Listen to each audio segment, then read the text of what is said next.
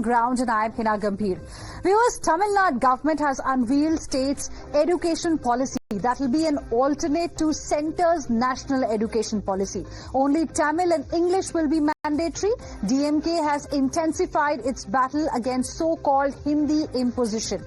BJP hits out, calls the state education policy state egoistic policy. That's going to be our debate on Breaking Ground this evening. On Deep Dive, we will be telling you about Trump's 50% tariff bomb for India. After 50% tariff bomb, Trump tries to arm twist India again. Hints that the trade negotiations are on hold for now. But China, Brazil call out US bullying after India and extend support to India. Has Trump's tariff tyranny brought BRICS closer than ever before? That's what we are going to be decoding for you on our segment Deep Dive. And in our Janta Stake segment, we look at the centre's refusal to reduce age of consent from 18 to 16. Is it moral policing or a real attempt to safeguard the minors? We ask the public this question. But first, viewers, the language tussle that we are seeing between the DMK and the centre. Now, that has escalated to a whole new and a different level. Chief Minister of Tamil Nadu MK Stalin has unveiled state's education policy that is going to serve as an alternate to centre's national education policy. Under Tamil Nadu's model, state's two-language formula is going to be retained and Hindi will not be compulsory in schools. Only English and Tamil will be promoted, with the latter compulsory till 10th standard. Now, the state education policy also pushes back against NEP's proposal of exams for classes 3, 5 and 8, terming it as regressive. While the DMK has welcomed this decision, as expected, the BJP is calling the state education policy as DMK's state egoistic policy. Listen in. இப்போது புதிய கல்விக் கொள்கை என்ற பெயரில் ஒடுக்கப்பட்ட பிற்படுத்தப்பட்ட சமூக மாணவர்களை கல்வியிலிருந்து வெளியேற்றுகின்ற அந்த திட்டத்தை இன்னைக்கு ஒன்றிய அரசு கொண்டு வந்திருக்கிறது. தமிழ்நாட்டில் புதிய கல்விக் கொள்கையை செயல்படுத்த மாட்டோம் என்று இன்னொரு வாழும் பெரியாராக போர் முரசு கொட்டியவர் தான் நம்முடைய மாண்பு முதலமைச்சர் அவர்கள். உங்களுடைய கல்விக் கொள்கையை நாங்கள் ஏற்றுக்கொள்ள முடியாது, தமிழ்நாட்டுக்குன்னு நாங்க தனியா ஒரு கல்விக் கொள்கையை ஏற்றுக்கொள்கிறோம்னு தைரியமா துணிச்சலா சொன்னவர் தான் நம்முடைய மாண்பு முதலமைச்சர் அவர்கள். இதோ இன்றைக்கு இந்த மேடையில தமிழ்நாட்டுடைய புதிய கல்விக் கொள்கை இங்கே வெளியிடப்பட்டிருக்கிறது. First of all, I condemn DMK for deviating from the national education new education policy and to implement a state education policy. 5 times they have ruled Tamil Nadu. Till now they have not thought of implementing a state policy. One. Second, now they are telling we want to bring the education from the central concurrent list to state list. It was moved from state list to central concurrent list only during Congress period, during the emergency period with whom they are colliding now. Then he is claiming that only the Dravidian movement regained the education rights. What happened to the education policy of our Honorable Kamaraji, who opened schools in the villages and implemented the midday scale? What's the answer of Congress for this? So what should we make of this state education policy that has been announced by Tamil Nadu government? And I'm joined by my guests on the broadcast. We have R. Rajgopalan, who is a senior journalist, Kovai Satyan, national spokesperson of AIADMK, Vinesh Menon, Director General and CEO Arise. We also have with us Salim Dharanidharan, who is national spokesperson of the DMK. Good evening to all of you. Thank you for speaking with us here on Times Now. Mr. Dharanidharan, I want to begin this discussion with you. You heard the reaction coming in from the BJP. BJP is of the view that this is just political vendetta. There is no vision really here, and it's only to satisfy the ego of some political leaders in DMK that you are opposing the national education policy and you've brought this state education policy. Your reaction? See, it's only common sense that you cannot have one policy for this entire country. Even the new education policy is not mandated by law that is enforceable on all states. For example, GER of Uttar Pradesh is about 25%, Gujarat is about 25%, and Tamil Nadu is about 50%.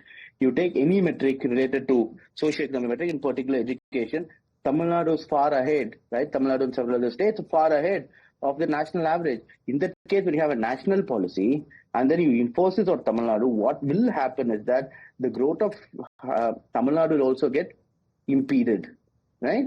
So which, for example, new education policy says we want to attain gross enrollment ratio of 50% by 2030. But we have attained the same by 2015 itself. So what we have achieved a decade, 15 years earlier is what you want to achieve in 2030. So how is this fair? That is why I'm saying each state should have a tailor-made policy. Depending on at which rate they're performing. Why is it wrong? What is wrong? That is true federalism. So you're ruling out all kind of political considerations here when it comes to the state education policy. You're saying that it is not in response to DMK's protest against the three-language system that's being proposed in the national education policy. It is independent of this? See, we have done so many debates on this matter, and I've always told you, the whole point of new education policy is not just the three-language policy. There are several other problems with it. I can enunciate one by one. For example, to have an exam after class 5, class 8, we are against it. No, after class 5, you have an exam. If some people fail, for example, more so in rural parts, tribal parts, if students will fail, they discontinue. Even the World Bank research says the greatest marker for school dropout rate is failure in exam. But what does a new education policy promote? To have an exam in class 3, class 5? Why do we have high gross enrollment ratio in Tamil Nadu? Because we give all pass until class 8, right? Because we do not want school dropouts. Maybe for someone sitting in Delhi or posh parts of posh urban areas, this may look ridiculous. But the whole point is, as a public policy maker who wants to do public good, my job should be to empower the people in the bottom, right? People living in the ruralmost parts, right? Okay. So for them, passing an exam is a challenge. We give them a lot of special training to pass them the exam. But in let's say the bottom 5% do fail. If they don't come to school, then they're not going to graduate from school. So which is why we have all plus until class 8. So there are many such aspects in new education which we do not approve of. And three-language policy being one of that. Okay. Right. So for example, in our education policy, we say that up to class 8 is all passed. Madam Jayalalitha would have also approved with this. So I don't know why AIDM having a problem with this. If Jayalalitha was there and MGR was there, they would have 100% agreed with my chief minister to have an all pass until class 8 because they understand social justice. Okay. Govt Satyan, how will you like to respond?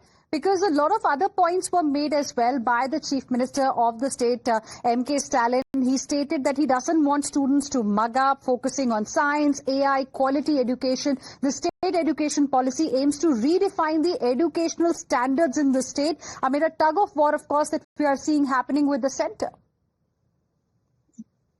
Good evening. Language is one concept in the NEP.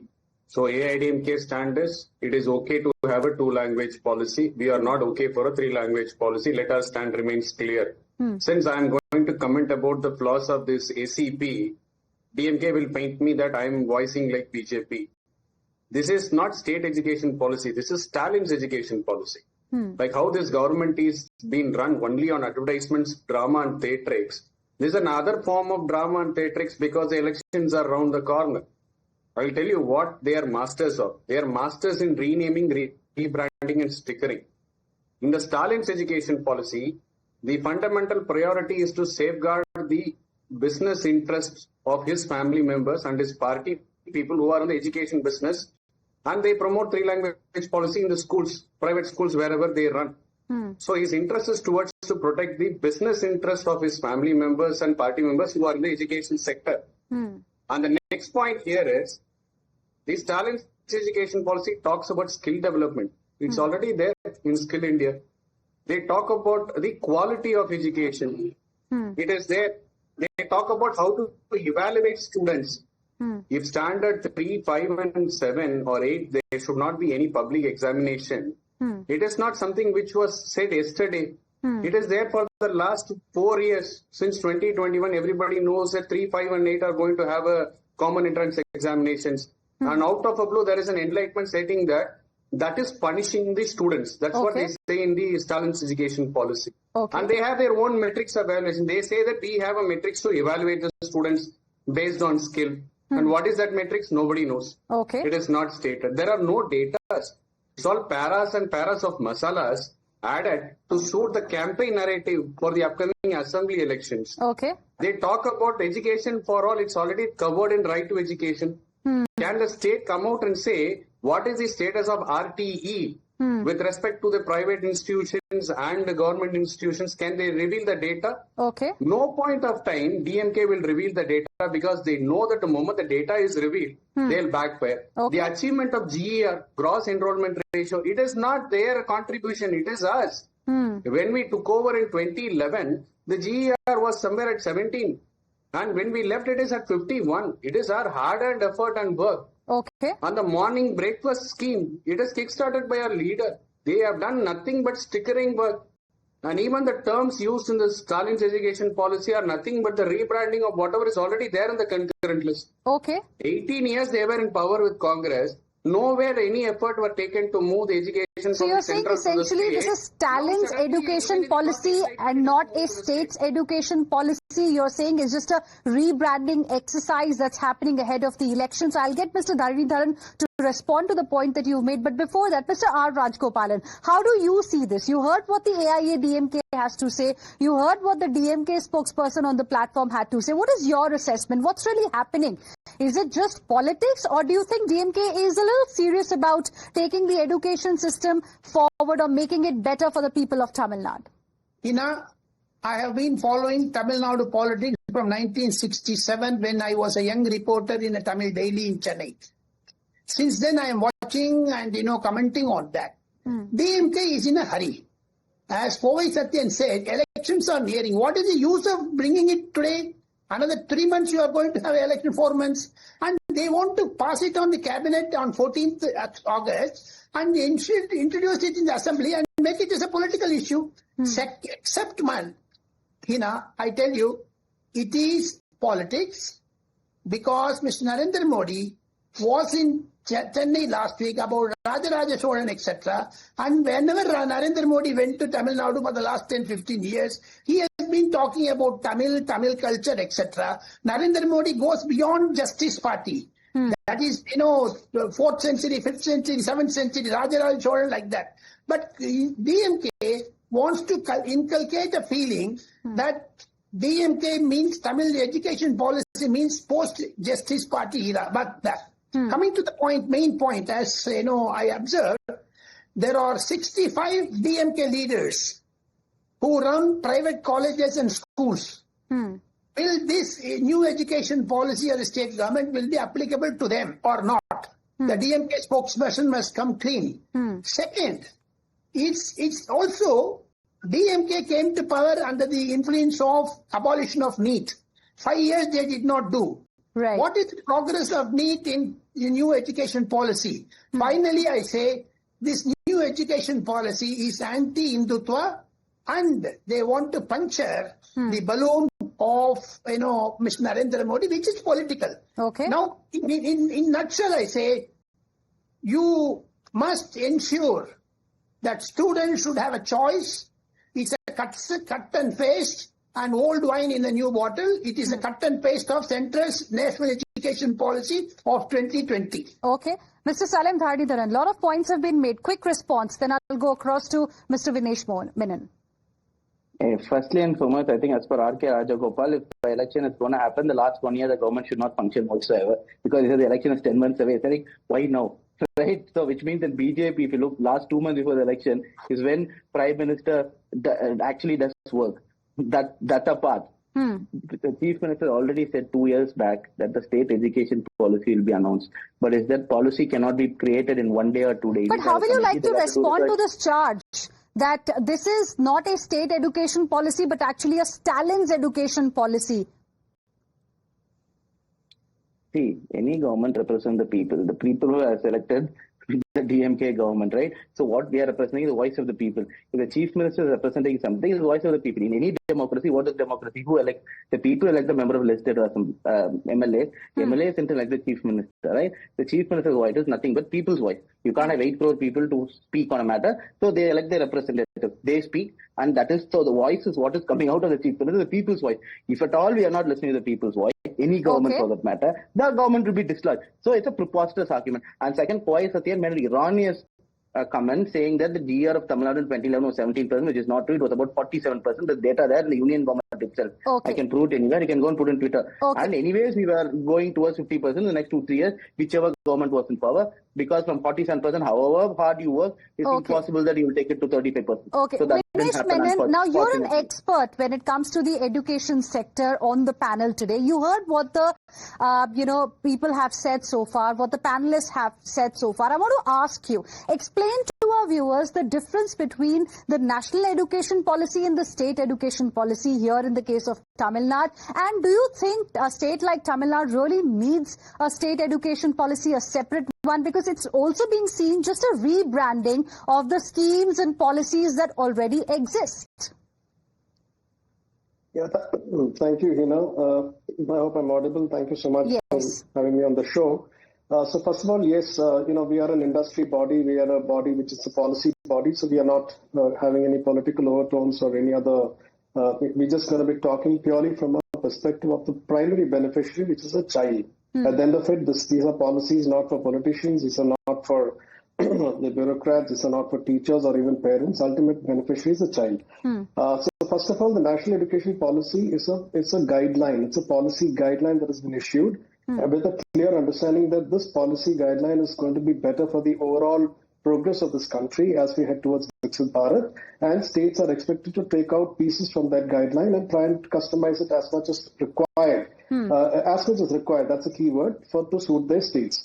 So to that extent, I think to try and position the Tamil Nadu policy as an alternate to national education policy, to position it as something very different from the national, I don't think that's a very fair way of positioning it, because you're trying to create a bigger divide between a center and a state, which is not a very fair thing to do. Isn't that the intention here of the ruling party in the state of Tamil Nadu? Because they've made one thing very clear, that they are just going to follow the two-language formula. They've also made a lot of changes to what the national education policy has proposed. Yeah, let me just finish my point. I just want to kind of complete my thought, because that will try and address some of these questions.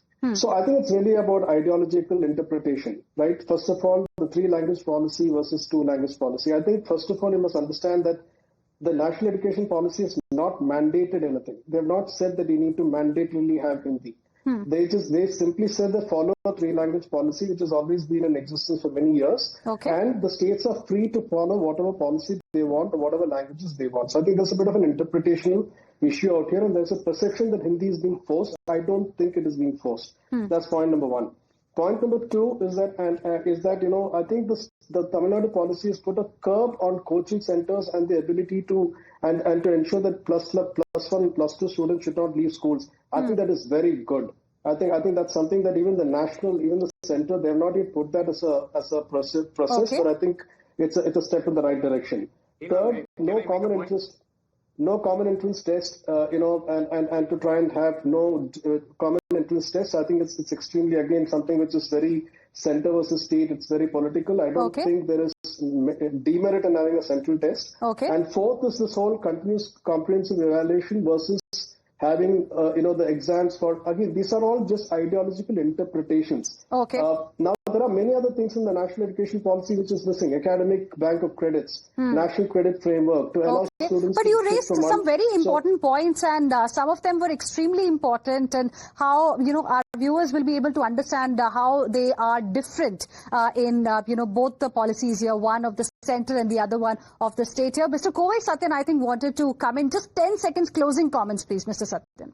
The difference between center and state, barring the language, the national education policy believes in empowering students by enlightening in the form of education. The Stalin's education policy is nothing but education is a business for the family and the DMK rule netas. It's a difference between education enlightenment versus family-run business. Mr.